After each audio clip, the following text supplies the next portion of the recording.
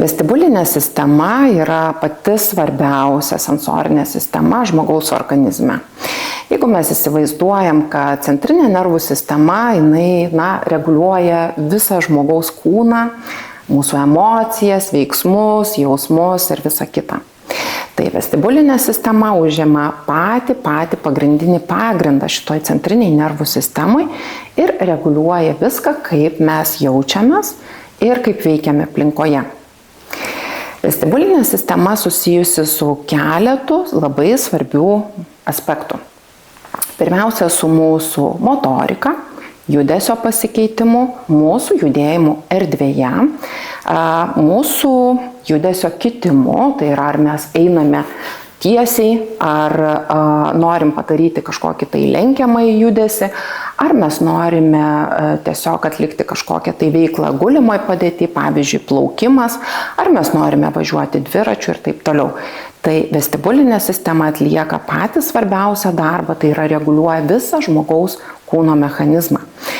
Taipogi vestibulinė sistema yra ypatingai glaudžiai susijusi su mūsų limbalinė sistema, kuri yra atsakinga už mūsų emocijas ir emocinį foną.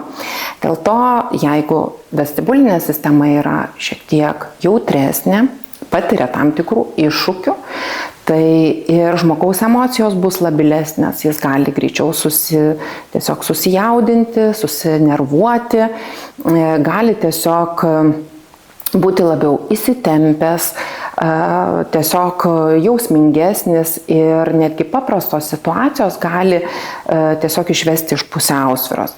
Todėl, kad vestibulinės sistemos stiprinimas turi keliauti kartu su ir emociniu stiprinimu. Ir vestibulinė sistema, kadangi reguliuoja tiek mūsų motoriką, tiek ir emocijas, tai ir sensorinės dietos principas turėtų būti būtent stiprinti per judesį ir žmogaus emocinį foną.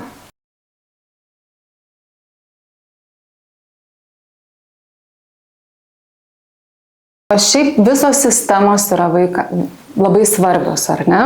Viena iš jų vestibulinė, sakykime, sistema ir kaip ją galime pastebėti vaiko elgesy. Vėlgi turiu paminėti, kad yra dviejų tipų – hipo ir hiper jautrumas ir jie bus visiškai skirtingi. Pavyzdžiui, vienas vaikas gali būti visiškai nerangus, sunkiai judėti, jam bus sunku pakeisti netgi padėtį, staiga pakilti nuo kėdės, gali apsvaigti galva, gali jausti pykinimą važiuojant automobiliu. Tuo tarpu kitas vaikas kaip tik labai save stimuliuoja judesiu, jisai nori suptis, suktis, lipti, siūbuoti, suktis aplink ratu, ar ne? Ir būtent taip patenkinti savo tą poreikį. Tai kaip pastebėti, tai gali būti visiškai du skirtingi variantai, ar ne, vestibulinės sistemos sutrikimo.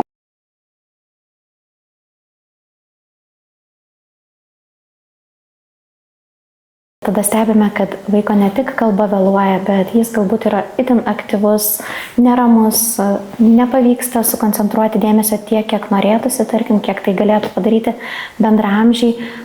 Pasikonsultavus su tėvais, matome, kad kyla iššūkių būtent elgesyje, emocijose, namuose, kas vėlgi yra kaip raudoni šauktukai, rodantis mums, kad esmė yra tikrai ne tik vėluojančioje kalbos raidoje.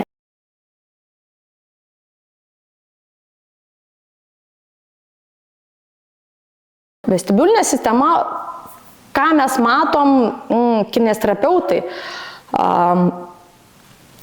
pirmąjį pusmetį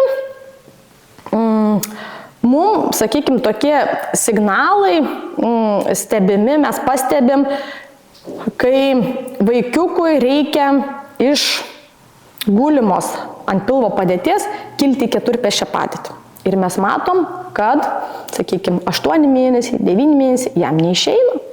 Jam neišeina pasikelti ant rankų, privesti kojas prie, sakykime, prie pilvo ir išsilaikyti keturpėsčiai padėtį. Jam neišeina surinkti kojos rankos į tą 4 taškų padėtį, taip. Jam neišeina keturpėsčiai pati perkelti kūno svorio nuo kelio ant plaštakų ir jam neišeina siūbuoti. Taip. mes matom, kad kai tik pakelia galvą, jis išsiskleidžia.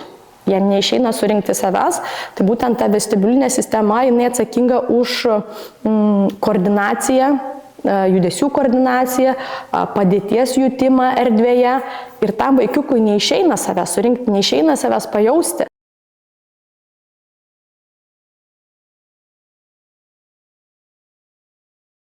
Noriu paklausti, Lina, paminėjot vestibuliarinį aparatą.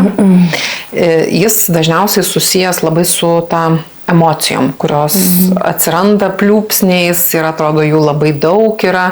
Ar buvo pas Eimantą tų emocijų tokių aiškių, kad, sakykime, susipergyvena dėl kažkokios smulkmenos, ar supyksta labai stipriai, ar pastebėjot tą skirtumą? Ne, jisai nebuvo taip tokių kalbų iki diagnozės, iki 2 metukų, sakykime, tos oficialios. Nebuvo. Jis labai stipriai užsiimdavo savo kaladėlių dėliojimu. Aišku, mes gyvenom, dar brolis buvo su mumis, kol neįsikraustė į Vilnių, tai su broliu, bet jis toks ramus būdavo. Jam nelabai patikdavo suptis ant arkliuko, o tie visi yra, ne, tokie tie paspirtukai, balansiniai, visokie tokie dalykėliai, jis tiesiog jų nelipdavo ir jiem nepatikdavo ir emocijos jos tokios galbūt, mes tengiamės kaip ir teigiamai, ar ne, jeigu supyksta, tu nežinai, gal maža, gal jam pilvukas skauda, gal galvytė ar dar kažką, tiesiog to isteninio tokio kritimo jo nebuvo. Ar buvo prieraišumas prie jūsų arba prie vyro didelis? Buvo labai didelis prieraišumas, kaip ir sakau, vėlyvoji motinystė turi didelių pliusų. Tu jau nebegalvoji apie diskotekas, tu gyveni labai gražų ritmą, tu pasiryžusi jį maitinti, glausti prie savo kūno, mylėti, myluoti, gyventi gamtoj, ką mes ir darydavom, ryte išeinam, vakarė tik grįžtam, nes pieno baras visada su vietoj, su mama, čia taip sakant, tai va, ir visi poreikiai patenkinti ir tu vaikštai gamtoj, tai buvo didžiulis prieraišumas, kuris iki pačiol labai stiprus dar yra iki pačioliai.